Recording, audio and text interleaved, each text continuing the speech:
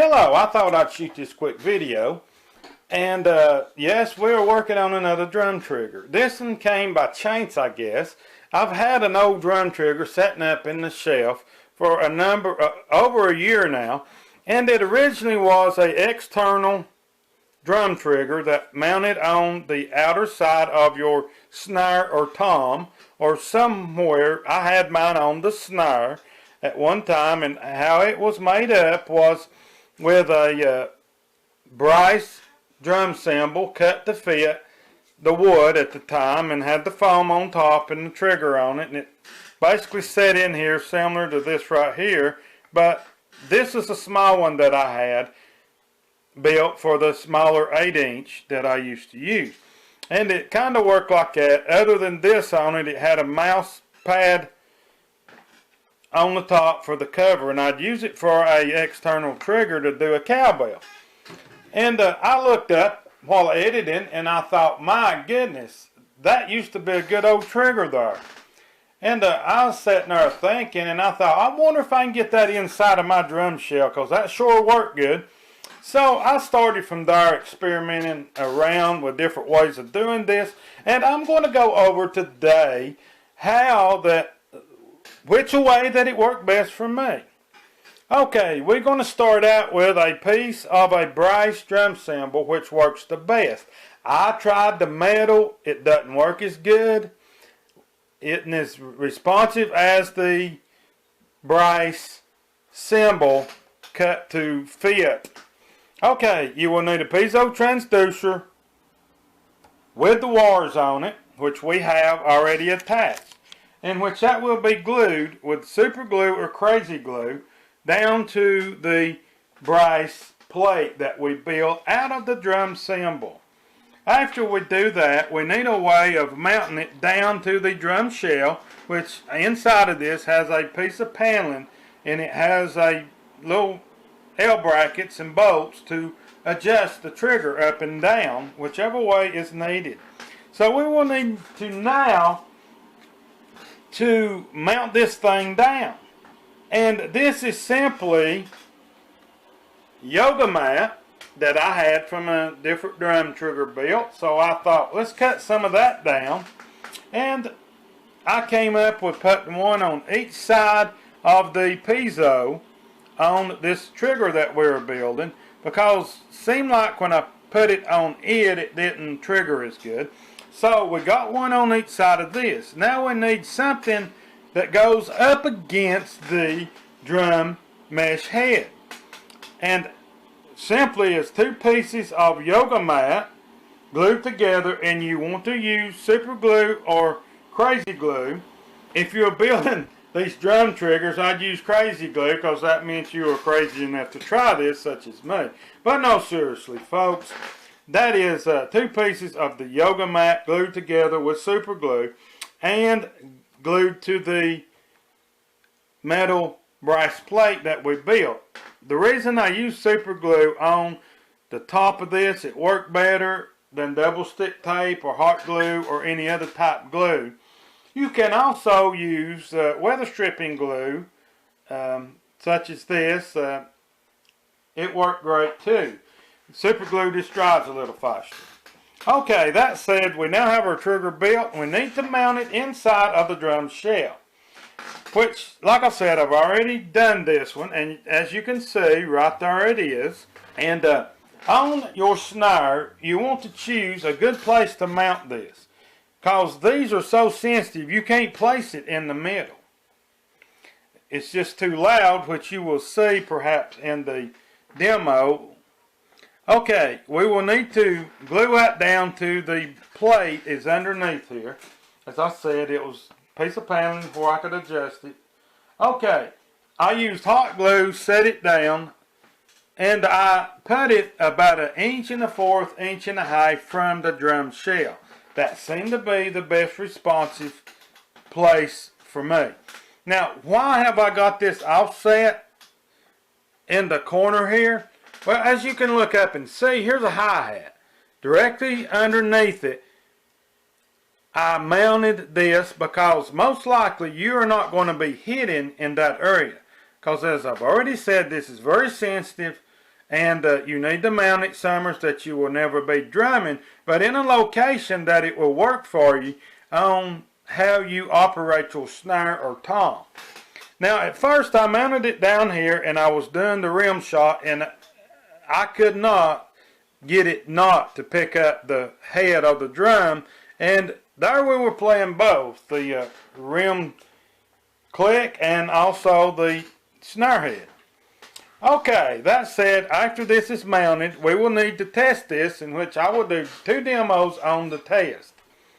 To test this and to show you how, first I will walk you through it and do one coming through the microphone of the camera, which isn't very good, and I will hook up to the module, to the computer, and get a true sound of what we are hearing. Okay, that said, in the closing of this, right now in these I am using foam triggers in the middle. Now I started out with a foam trigger, and these sanding blocks, over a period of time, the density will give out. This is a sanding block, a 3M. This is a little cheaper one from the Dollar Tree. But they both are the same type foam and the same extra high density foam. After hitting the cones for a while, they will start breaking down. In other words, it won't be as firm as they are in the beginning, which you get a pretty good long playing time out of this, but the foam will break down. The yoga mat is tough as nails. And as you can see, I built a few. I did use, now here is the one that you can see videos of a fella that built his own homemade oak wood drum kit. Beautiful kit, love it. And he used this setup right here, and I don't know how his held up. But you will get longer life out of the square ones, a little more sensitive.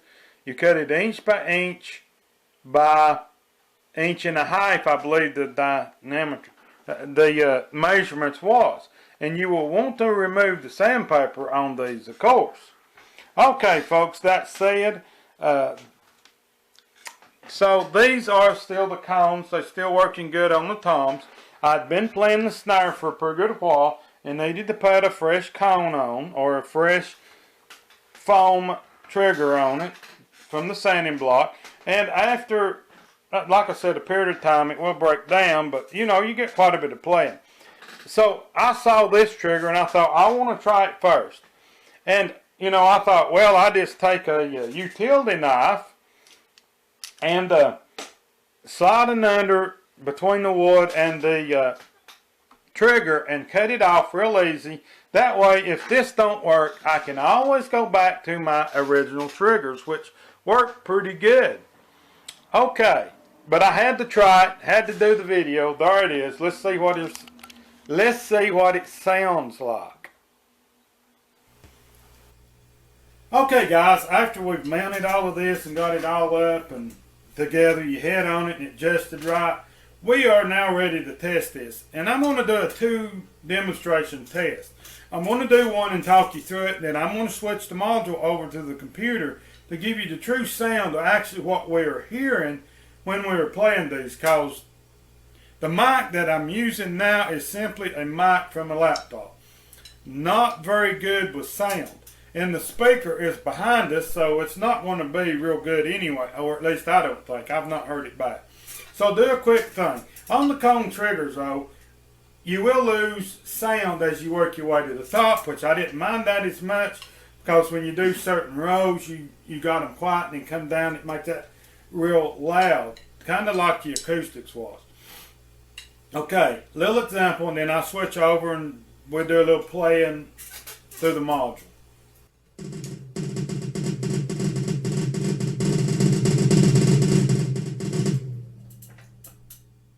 As you can see, it loses a little bit of sound. Now what I learned on this one, it's pretty equal if you get your trigger in the right place. Okay, here goes.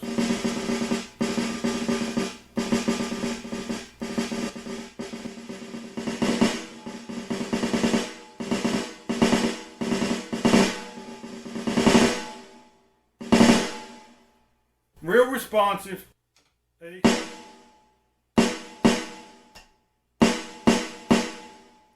hit the rim.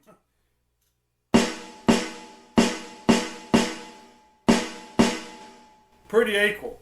And also what I learned on the rim trigger, you can actually, it does a pretty good rim shot, or not shot, but a rim click. We get it right.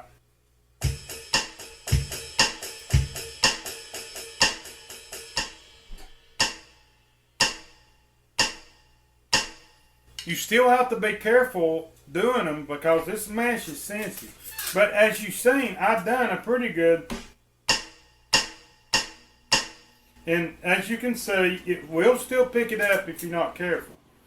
But I'm bad to just grab it and just grab it like this and do a rim click now anyway because it's mesh. Other than if you can afford the new Rollins, it knows when your hand's on it and not. These don't. Single trigger. Right now I just got a single ply head. Double ply heads work a lot better. I'm in the process of building some because double ply mesh heads are real pretty expensive, other than $12 for a roll of a screen wire mesh or screen mesh that you use for this. Okay, I'm going to switch over and do a quick video on the example. Although we've done heard it, you've got a pretty good idea.